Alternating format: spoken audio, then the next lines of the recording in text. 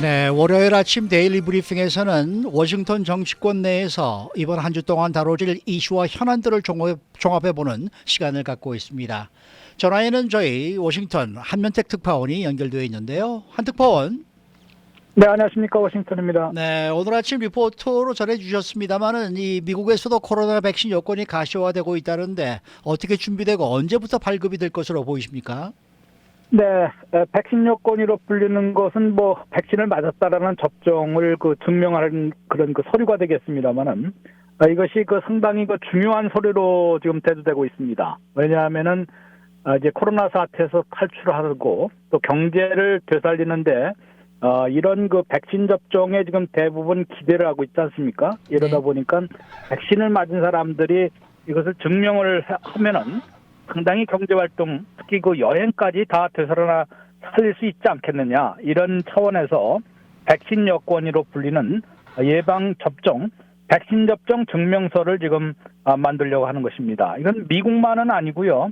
WHO도 준비를 하고 있고 EU는 6월쯤 나올 것이다라고 이미 발표를 했습니다. 네.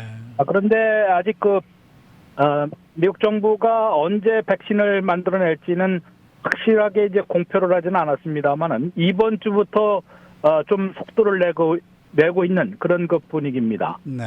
백악관의 코로나 대응팀을 이끌고 있는 자이언트라는 조정관이 있는데요. 이분이 이번 주에 백신 여권의 기준이라든가 좀 세부 내용 또 앞으로의 발급 일정까지 모두 브리핑을 다시 하겠다라고 예고를 해놓고 있는 상황이어서 네. 윤곽을 아마 드러낼 것으로 미 언론들은 전하고 있습니다. 제프 자이언트 조정관이 몇 가지 팁을 줬는데요. 매우 심플해야 한다. 그 다음에 프리, 공짜로 이제 이 접종 기록을 열람할 수 있어야 되고 디지털로도 가능하고 페이퍼, 종이로도 이제 백신 여권을 접속할 수 있도록 만들겠다라는 것이고요. 그 다음에는 이제 프라이버시를 굉장히 건강 정보이기 때문에 프라이버시를 매우 중시해서 프라이버시를 보호하고 또 벌써 이제 얘기 나오는 게 뭐 가짜 접종 증명서 또 이것을 악용하는 사기도 있지 않습니까? 이러다 네. 보니까 그것을 막는 그런 시스템, 또 해킹까지 막는 시스템을 이제 신경을 쓸 것이다라고 제프 자이언트 조정관은 밝히고 있습니다. 이분이 얘기한 것을 보면은 이제 두 가지로 이 백신 여권을 이용할 수 있을 것으로 보이는데요.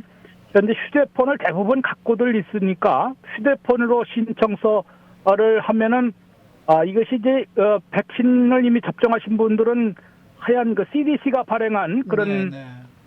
종이 카드를 받지 않습니까? 그렇죠. 그런 것이 이미 기록에도 전산화돼 있을 테니까 휴대폰으로 신청을 하게 되면 이제 데이터베이스로 연결을 해서 그쪽에서 우리가 항공사 예약을 하면은 티켓을 예약하면 그런 코드를 주는데 아마 그거 비슷한 이제 코드를 주게 될 것이다.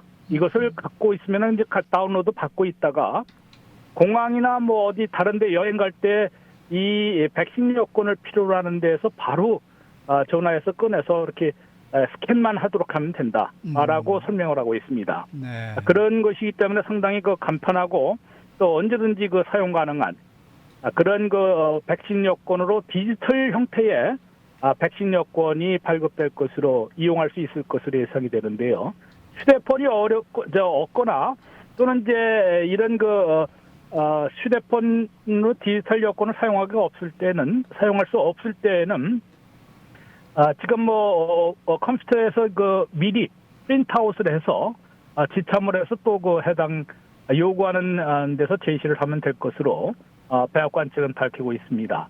지금 이것이 상당히 많은 기관들 225군데가 참여를 해서 지금 얘기를 개발을 하고 있다는데요. 네. 뭐 정부 기관들은 물론이고 마이크로소프트와 같은데 또 메이오 클리닉 같은 의료기관 여러 군데에서 지금 같이 논의를 하면서 개발하고 있으니까 이번 주에 그 백악관에서 디테일을 좀 밝히고 또 이 소프트웨어를 그 제시를 하게 된다고 합니다. 이것을 놓고 이제 뭐 시연도 하고 막 해봐야 되기 때문에 그것이 되면 아마 5월 달쯤에 나오지 않을까라고 지금 관측이 되는데요. 이거 아직 확정 발표는 되지 않았는데 바이든 행정부는 5월 중순이면은 미국과 멕시코 또 미국과 캐나다 여행 그 다음에는 유럽연합에서 이렇게 오는 그 여행과 제한 조치를 아마 풀려고 지금 계획을 세우고 있는 것 같습니다. 그만큼 네. 코로나 사태가 상당히 그 완화될 것으로 기대를 하고 있는 것인데요. 그때쯤이면은 뭐 5월 9일쯤이면은 이제 백신 접종이 상당히 한 절반 이상으로 올라갈 것으로 예상이 되기 때문에 여행 제한 조치를 풀기 직전까지는 아마 사용이 가능하도록 준비를 하고 있는 것으로 보입니다. 네, 네. 지금 현재 미국의 백신 접종은 어느 정도로 진행되고 있습니까? 네, CDC 통계를 보니까요, 1억 8천만 개 정도의 1억 8천만 도수를 배포를 했거든요. 네. 이건데 한 80% 가까운 1억 4,350만 회를 접종을 완료했다. 그래서 이제 인원수로 따지면은 9,360만 명이 한 번 이상 맞아서 접종 대상이 2억 6천만 명이니까 18세 이상의 성인들 2억 6천만 명 가운데 28%의 접종률을 기록하고 있습니다. 예. 상당히 그 속도를 내고 있는 것이고요. 그 다음에 두 번 다 맞아서 또는 그 JJ 존슨앤존슨은 한 번만 맞아도 이제는 완료한 것으로 보이기 때문에 5,160만 명. 이 완료를 끝마친 사람들의 비율은 전체 접종 대상자의 16%입니다. 이런 것으로 볼 때 하루 접종량이 아주 굉장히 많이 늘어났거든요. 네.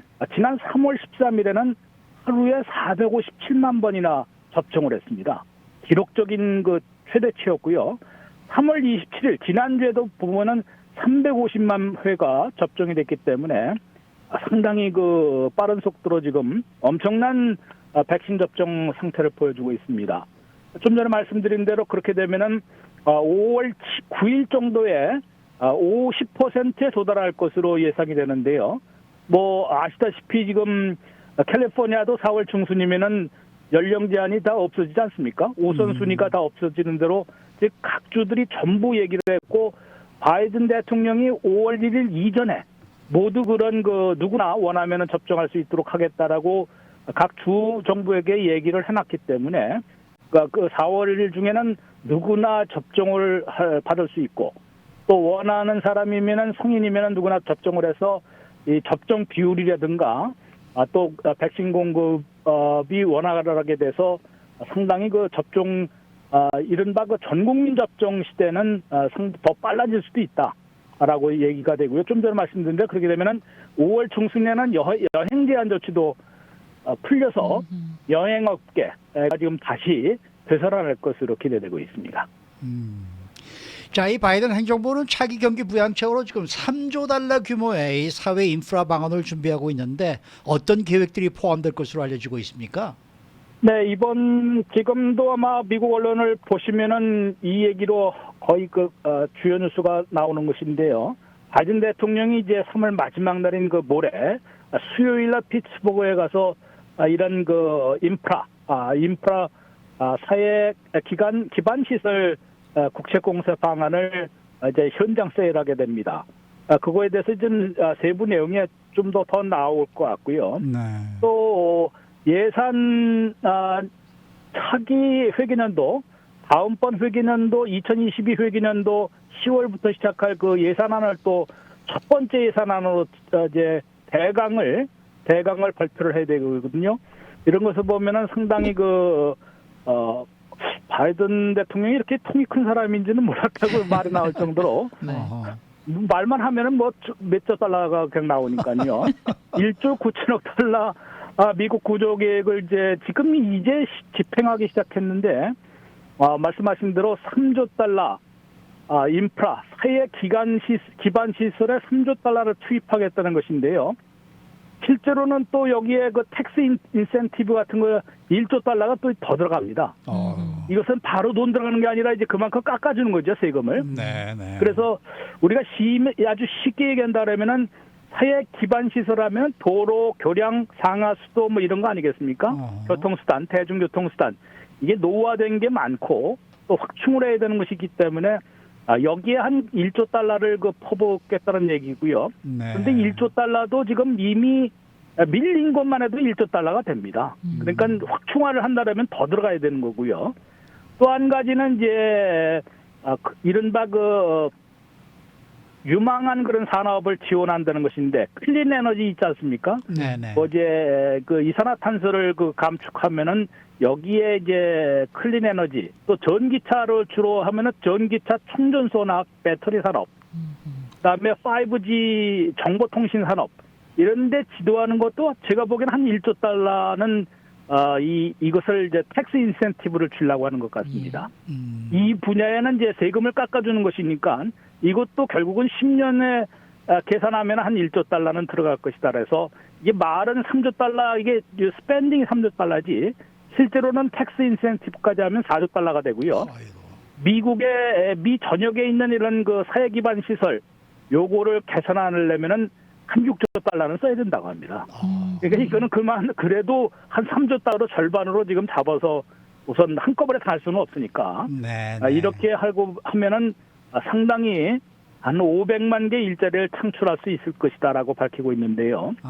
문제는 이거는 아마 이제 세부안이 좀 나와야 되겠는데 빌드 아메리카 본드라는 게 있습니다. 이것을 아마 활용할 가능성이 높습니다. 이것은 각 주정부나 로컬 정부가 본드, 채권을 발행해서 재원으로 우선 공사를 시작하는 겁니다. 네. 그런 다음에 연리 한 7% 정도를 이자를 줘야지만 채권을 일반인들이 좀 사지 않겠습니까? 네네. 그러면은 그 이자 돈에 대해서는 연방에서 부담하는, 최소한 뭐 이렇게 이제 무조건 쏟아붓는 그런 것은 이제 피하려고 하는데, 공화당도 이 자기 지역구에 이 사회기반 시설을 공사하는 거 반대할 리는 없지 않습니까? 네. 이러다 보니까 그거를 초당적으로 추진하기 위해서 이 소셜 인프라, 사회 기반 시설에 대해서는 3조 달러 플러스 1조 달러에서 4조 달러짜리를 지금 본격 추진하려고 얘기하는 것이고요. 네. 2차 휴먼 인프라는 또 별도로 있습니다. 이것은 뭐 적어도 한 또 1조 달러 할 텐데요. 이럴 때는 뭐 100만 명 직업 교육이라든가 여성 노동력 뭐 일과 육아를 병행할 수 있도록 하겠다라든가 대학생들이나 뭐 학교 시설 개선 같은 거 요거는 민주당이 아마 일방 처리할 가능성이 높은데, 그렇게 되면 10월 1일 이후에나 휴먼 인프라는 다음번에 차기 경기부양책으로 둘로 나눠서 추진하려는 것으로 지금 관측이 되고 있습니다. 네, 오늘 말씀 잘 들었습니다. 네, 고맙습니다. 네, 지금까지 워싱턴 한면택 특파원이었습니다.